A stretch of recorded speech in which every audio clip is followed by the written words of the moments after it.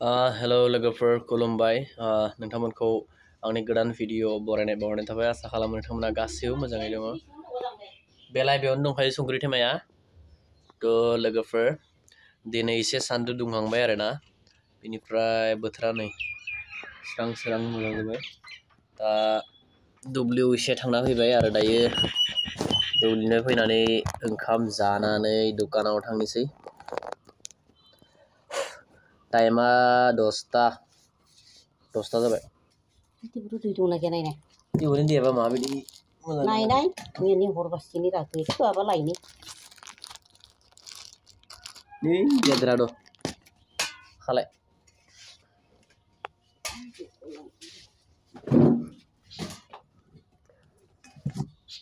होमबा खायसुलुबो जाया आरो होमबा बिदिया खादों जानो जालमुगबो गैया जालमुगल' जागोन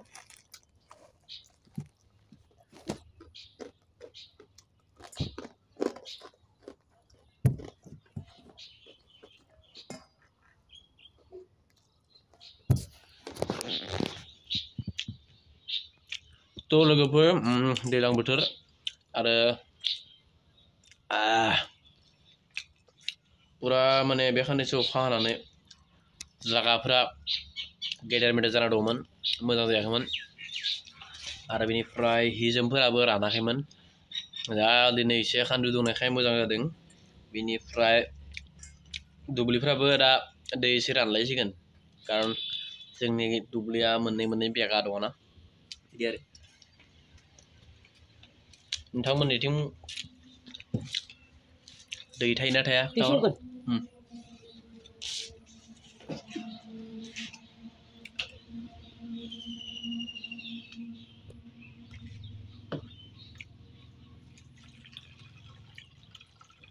rồi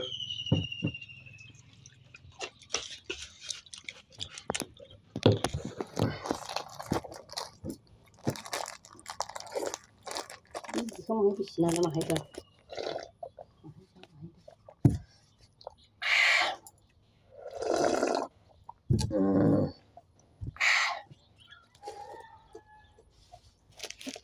Tini mahay let जाबाय दुकानाव थांनाया दुब्लि माहाय आलि जावना फैबाय दैखौ लाखिनांगोन ना नङाबाथ' बे सानथाम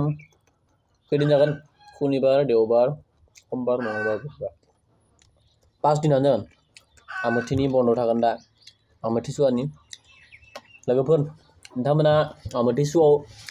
बहा थांनायनि प्लेन खालामदो खोन्थाहरदो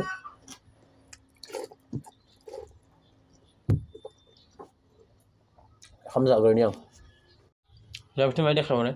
Maklek. दावदैखौ देनाय नायनि ओरै देखाव लकेल दावदै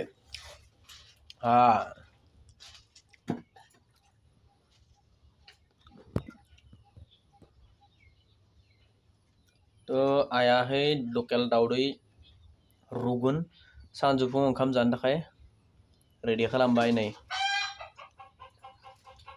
जेबो गैयाना दिनै एदिङालाय पुरा गाबखावगासिनो दं माने मोनसेल' दाउ बाहायावनो माथाम दाउ बिमाया दैगासिनो दं बेखायनो आधा बोदै माने दिनै जाना होनाय जागोन आरोना दाउ बोदै लकेल बेनिफ्राय मादो मेस्टा मेगं नङा होमबा आंनि फेभरेट मेस्टा मेगङा सोरनि फेभरेट लोगोफोर आंनि फेभरेट खिन्थु मेस्टा मेगंदो दाउदै अमा बेदरबा बांसिन मोजां जायो मेस्टा मेगंदो